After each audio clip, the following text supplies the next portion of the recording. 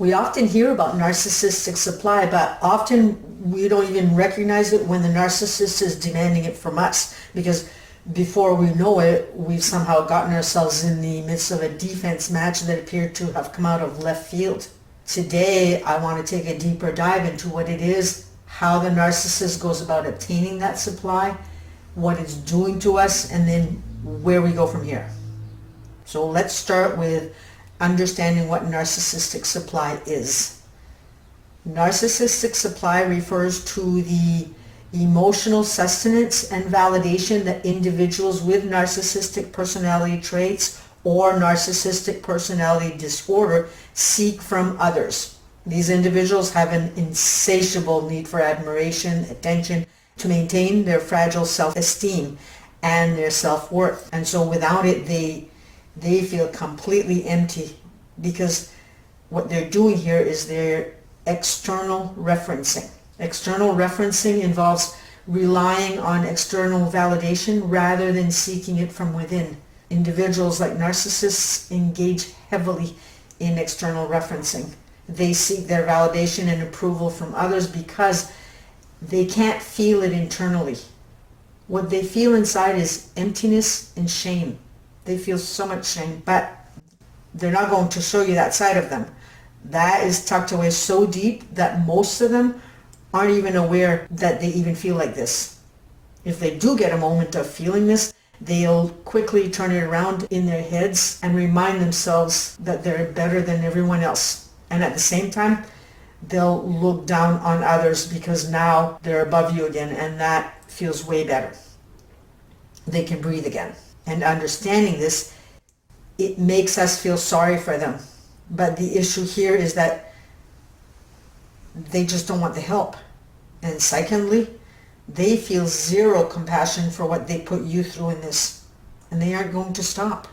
The constant need for narcissistic supply can lead to exploitative and toxic interpersonal relationships, as individuals with narcissistic traits are going to disregard the feelings and the needs of others in their pursuit of validation, unless, of course, the needs of others plays a key role in the type of supply that they're seeking. This dependency on external validation can make relationships with narcissistic individuals challenging and emotionally draining for those involved. And we're going to address that in a bit. But first, how do they go about getting this supply? Narcissists employ a range of manipulative tactics to obtain the narcissistic supply that fuels that insatiable need for validation and admiration. One of the primary strategies that they use is charm and charisma. In the initial stages of a relationship, narcissists often present an alluring and captivating facade. They might present as really informed with certain subjects. They might use dictionary words appearing classy or intelligent, especially those with the cerebral traits. You might even be left feeling awkward around them. You might feel as though you're less than, as though you can't measure up to them in some way. And so that too is a form of supply for them, because right there they feel as though they have the upper hand. They feel superior. You're seeing them as unequal to you. Them above, you below. And that's exactly how they want you. They may be exceptionally charming, attentive, and seem genuinely interested in others. And what that does is it creates an environment where people feel compelled to shower them with praise and attention. So while it's happening, you aren't recognizing that it's happening to you. I mean, how could you? You don't know this person. All you see is someone who's charming, impressive, and generous. They seem to be the best thing since sliced bread. Surprise! Sometimes the love bombing that they'll use on the partner is so intense, and often is, that the victim gets such a huge high from this that the brain is immediately addicted, and what's happening to you is chemical. Love bombing is a manipulative tactic often employed by narcissists during the initial stages of a relationship. It's not only a way to manipulate the victim into falling for them, but it's also a form of supply because they're getting your adoration. It involves overwhelming the target with excessive attention, affection, and positive reinforcement to create a powerful emotional bond. On the psychological aspect, love bombing induces a heightened state of euphoria and emotional intensity in the target. The narcissist strategically showers the individual with compliments, affectionate gestures, and expressions of love. And so this flood of positive reinforcement triggers a release of feel-good neurotransmitters in the brain, such as dopamine, oxytocin, and serotonin. These neurotransmitters play a crucial role in pleasure, reward, and social bonding. Then we have the neurobiological aspect. Dopamine, often referred to as the pleasure neurotransmitter, is released during rewarding experiences. In the context of love bombing, the constant praise and attention from the narcissist stimulate a surge of dopamine, creating a sense of pleasure and reinforcement. And this neurological response contributes to the intense emotional connection felt by the target. We also have oxytocin, known as the love hormone or bonding hormone, which is also released during positive social interactions, trauma bonds, right? The narcissist's affectionate behavior triggers oxytocin release, fostering a sense of emotional closeness and attachment. So this hormone strengthens the perceived bond between the target and the narcissist. Next, we have serotonin, a neurotransmitter linked to mood regulation, is influenced by the positive experiences of love bombing. The overwhelming positivity and attention can temporarily elevate serotonin levels, contributing to a sense of happiness and well-being. The addiction analogy: in the context of love bombing, the intense emotional experience can be linked to a temporary addiction. The constant reinforcement from the narcissist creates a neurochemical response that the target begins to crave. This psychological and neurobiological conditioning can lead to a form of emotional dependence on the narcissist for validation and happiness. So now, not only is the narcissist seeking their validation from the external, but now the victim is also. However, as the relationship progresses and the narcissist's manipulative tactics evolve, the dynamics often shift. The initial love bombing gives way to devaluation and manipulation, causing emotional distress in the target. But despite the negative experiences, the neurochemical pathways established during the love bombing phase ends up contributing to a reluctance to detach from the relationship, creating a complex and challenging emotional situation. We have a situation. And this emotional distress is a common tactic that they'll use to get supply. They'll use guilt tripping, for example. Imagine a scenario where a person with narcissistic tendencies is in a relationship and wants attention, or they want validation and control over their partner. The narcissist might create a situation where they feel neglected or unimportant. They might exaggerate a minor issue or fabricate a sense of crisis, making the partner believe they are responsible for the narcissist's emotional distress. For instance, the narcissist might say, "I can't believe that you didn't even think of me when making plans for the weekend." Perhaps the partner just wanted a boys' weekend out fishing, or maybe the woman was going to a baby shower where men don't normally attend, but they'll use that to make you feel bad about yourself with statements like, "I guess I'm just not important to you." And this statement subtly places the blame on the partner, making them feel guilty for not considering the narcissist's needs. The narcissist might further play on the partner's emotions, expressing disappointment or sadness to intensify the guilt. And as a result, the partner will end up feeling compelled to apologize, reassure, or change their plans to accommodate the narcissist, thereby providing the sought-after narcissistic supply in the form of attention, validation, and control. The guilt-tripping strategy reinforces the narcissist's perception of their importance and power within the relationship while keeping the partner emotionally entangled and focused on meeting the narcissist's needs. They're extremely selfish. Narcissists exploit the emotions of those around them, playing on their vulnerabilities by portraying themselves as victims or exaggerating their struggles. They coerce others into providing the emotional support and validation that they crave. And you'll see that a lot in the covert narcissists. They can obtain supply by causing a fight.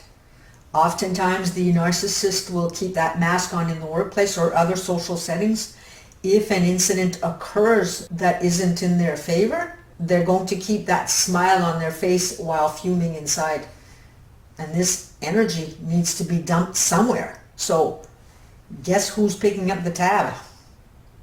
You are. You have no idea of anything out of the ordinary going on in the day. It seems like a good day. You were having a good day. The narcissist wasn't on any extreme behaviors that morning. You've gotten lots accomplished in your day. You've put on dinner since you're the first one home, and the narcissist walks in with an aura around them that's so thick that you could cut it with a knife. How many can relate?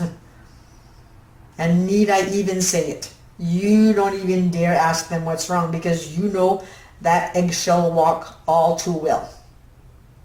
That right there, that is the manipulative tactic that they're using to get supply. They know you're feeling afraid. That raises them up. But it doesn't end there, because they need more. They will keep you walking on eggshells, doing everything to please them, all the while watching you closely for anything that they can do to upset you. And that can look like rolling of the eyes when you say something. Then they'll add to that things like creating a huge mess right after you finished cleaning, for example. They'll keep finding ways to poke the bear until that fight ensues. So now they can vomit all over you and have you defend, cry, or chase them. AKA supply. So all those emails that you're sending them, trying to patch things up and make things better, thinking that you're trying to, perhaps if you communicated better, don't bother. They're laughing at you. And then we have triangulation. Narcissists can employ a technique known as triangulation, where they create conflicts or rivalries between individuals in their social circle. By strategically involving others in their personal dramas, they ensure a continuous flow of attention and energy directed towards them. This can take the form of stirring up jealousy, competition, or gossip, effectively turning people against each other and positioning themselves at the center of the emotional turmoil. You'll see them do that at work also. Well, if they tell you. Then furthermore, the use of gaslighting is a prevalent strategy for narcissists. Gaslighting involves manipulating someone into doubting their own perceptions, their memories, or their reality. By sowing seeds of confusion and self-doubt, narcissists can keep others off balance, making them more susceptible to manipulation. Gaslighting also creates a situation where the narcissist can step in as a supposed source of clarity and guidance, thereby reinforcing their role as the focal point of attention. How does that affect you? Well, how are your nerves? How are your energy levels on most days? Where are your thoughts at? Are you surrounded with thoughts of a new future, with the idea of starting a new business, or perhaps returning to school? Or are your thoughts all about survival, finding ways to please them in order to not have a bad day, which is what a good day is for you now, to not have a bad day? The selfish need that a narcissist has in manipulating you into giving away your time and energy leaves you exhausted, empty, and feeling hopeless and desperate. And those are not high frequencies. And although you know this, the effect that all of this has on the victim is that it intensifies and it further deepens the trauma that took place in childhood. So if the victim was made to feel that they were just not enough growing up, they're going to feel this 10 times more powerfully. And this in turn will make it almost impossible to walk away from the relationship, because now they feel hopeless. So where do you go from here? Well, first you take a breath. One day at a time. 1 foot forward. Martin Luther King said, you don't have to take the whole staircase. Just take the first step. Overcoming fear, clarifying your vision, and taking small actions will get you on the path back to healing. Overcoming fear comes from radical acceptance, knowledge, and working on self. Radical acceptance that it is what it is. The narcissist will not change, and it isn't personal. Knowledge on what a narcissist is, of course, but also knowledge on who you are, the real you, the strong you. Knowledge on why you are afraid and where it all stemmed from. Knowledge on different techniques in healing. Knowledge is power. Clarifying your vision. You stop spending so much time on them and how you can please them, and take time for you. Take time to look at what you really want in life. Get clear on what you want. When we get clear on what we want, the universe has a way of supporting that. Pay attention to little coincidences. Follow that. And lastly, take small actions. Small actions can be doing things like self-hypnosis for confidence. Small actions can be changing your vibrations, like starting your day off with a gratitude journal, or using visualization to attain your goals. It can look like changing your diet habits so that you can sleep better, hence think more clearly, or even meditation. And all of these things I'm mentioning, they're all free to do.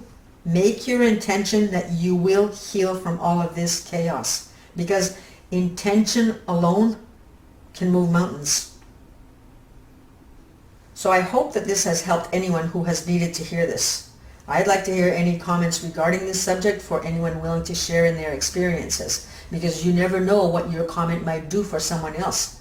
We're a community here, all looking to heal the same wounds. So if any of this information has been helpful or inspiring to any of you, please consider subscribing and hitting that notification bell. And by doing so, you are helping me way more than you know. On that note, I wish you all a great week, and we shall see you all in the next video. Bye for now.